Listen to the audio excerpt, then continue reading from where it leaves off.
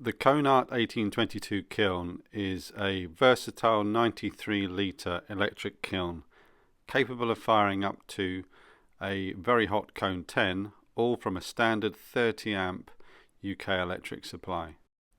In this video I'll show you what you get sent, how to unpack it, unbox it, what you get with the kiln, some of the features of the kiln, how to connect to the electric, and also how to set up the app. I'll also show you inside the front box so you can get a glimpse of some of the electrics, and then show you how to fire the kiln. First, let me run through some of the features of this kiln.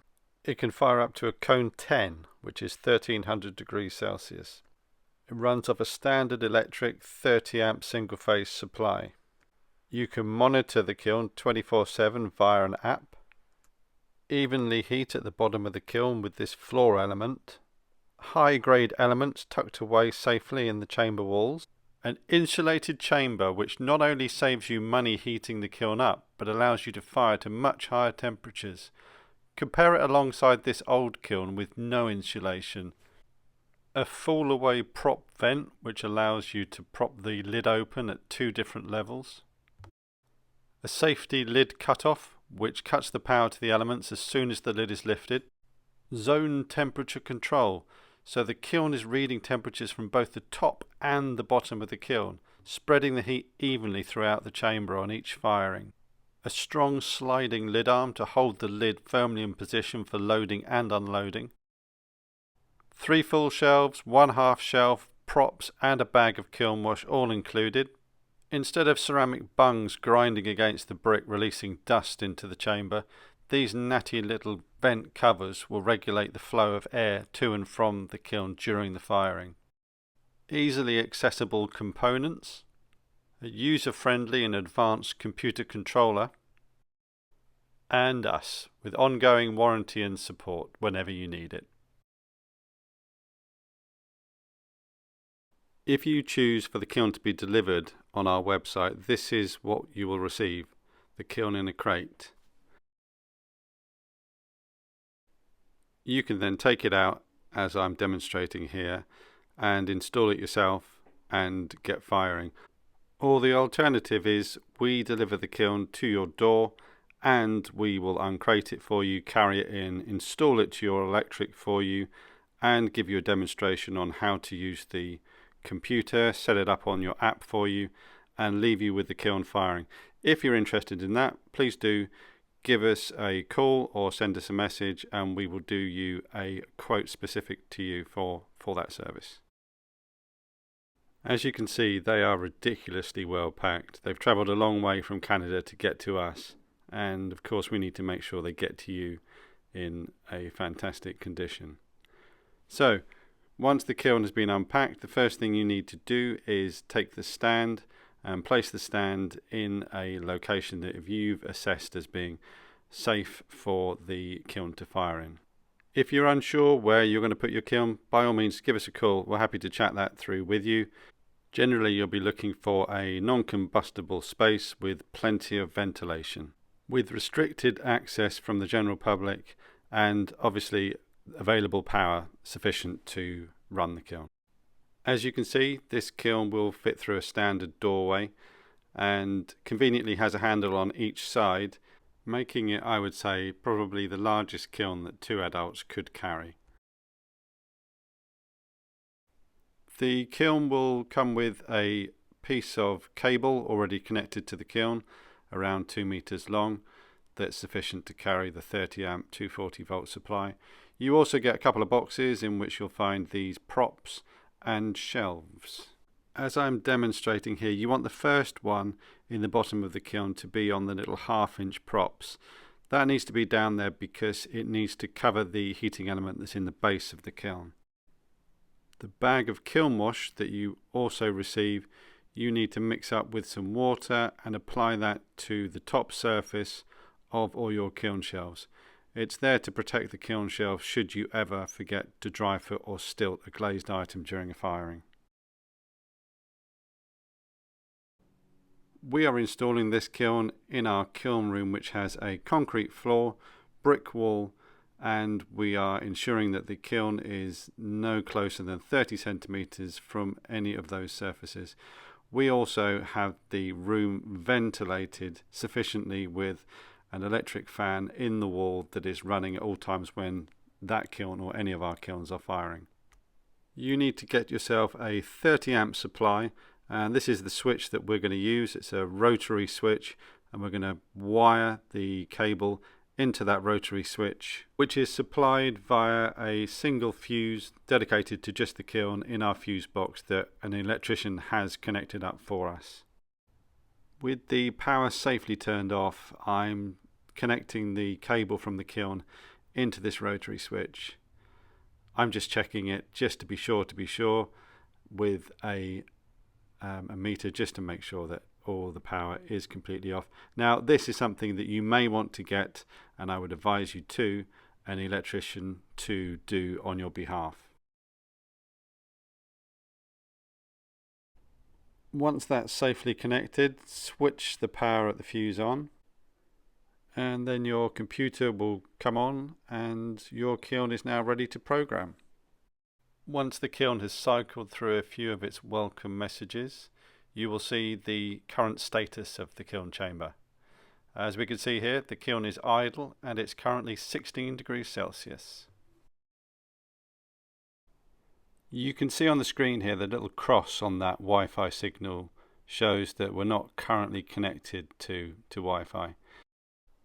So if we press the menu button, then scroll down to number 4, configuration, then click on communication, Wi-Fi setup, then the computer will scan your area for a Wi-Fi signal. Select the one that you want and enter your Wi-Fi password. Hit save and the computer should connect to your Wi-Fi.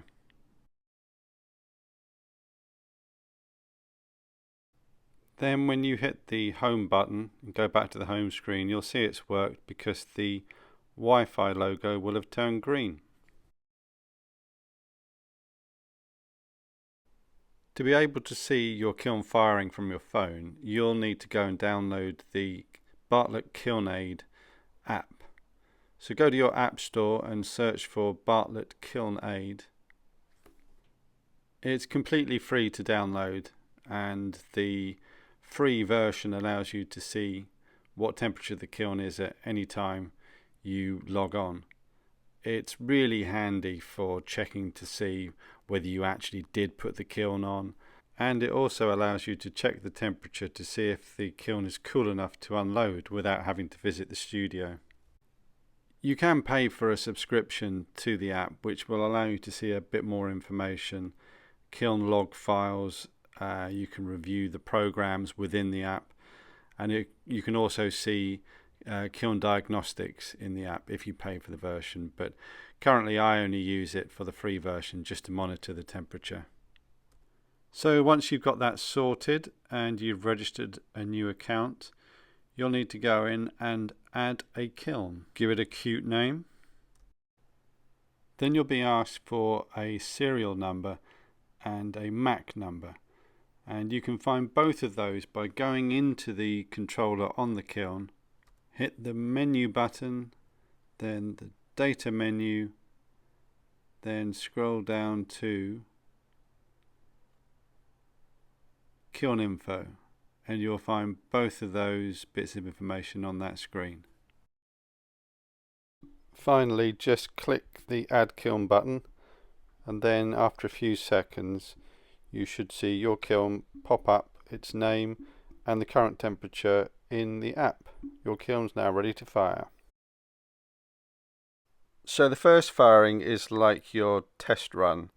You want to do that with just the kiln furniture inside the kiln, and we're going to do this to a cone 01, which is about 1100 degrees. So you can watch me now entering a cone 01 firing. Now what this is doing is it's putting a protective coating of oxide or rust on the metal heating elements inside the kiln, and that's going to give them some protection in subsequent firings. It's also going to allow you to see how hot the kiln gets, how the environment around the kiln changes when the kiln is firing. It checks that your electrical supply is okay, and it does all that with the safety of having nothing in the kiln. So this firing, obviously you need to make sure that you're around to check that everything is going as it should be throughout this process. The computer then takes charge and will decide when to switch the kiln on and off and send power to the heating elements in the chamber. You'll hear the kiln click as the switches send power to the elements, and the buzzing that you'll hear are the elements heating up and vibrating 50 times a second during the firing. Once the kiln's got to temperature, the computer will shut the power off to the elements, and then it just begins naturally cooling down. If you check the app, you'll be able to see exactly what the temperature is at any point during the firing. Now that firing's complete, we can see what the temperature is as the kiln cools down, and also we can see it took 4 hours 31 for that firing to get to temperature. And you can check all that information on the app. What's quite interesting here, if you look at the two different temperatures that you get, one from thermocouple 1, one from thermocouple 2, you'll notice there's a difference, and that's because it's currently hotter at the bottom where all the mass is, where all the kiln shells are hanging on to the heat. So many of the kilns that we sell are used for Cone 06 earthenware glaze firings, so this is me demonstrating what I would suggest for a perfect glaze 06 firing. I like to take the speed of this firing down to a medium slow. I find often with firing that if you've ever got issues, just slow things down. You don't often cause problems by going slow. It's usually going too fast that causes the problems. So medium slow, and then when it gets to the hold time, which is how long we want to hold at the top temperature, I'll stick 10 minutes in there. That hold time is a great way to softly edit the overall heat work that's generated in each firing. Then you can set the kiln to start straight away by pressing Start Now, or if you want the kiln to start at a later time, you can set a delay of up to 99 hours on the start of the firing. This 06 firing will take about 8 hours to get to temperature, and on a reasonably loaded kiln it'll take about 8 hours to cool down naturally. It's worth noting that all those settings that we just put into the firing will be in that program next time we go back in.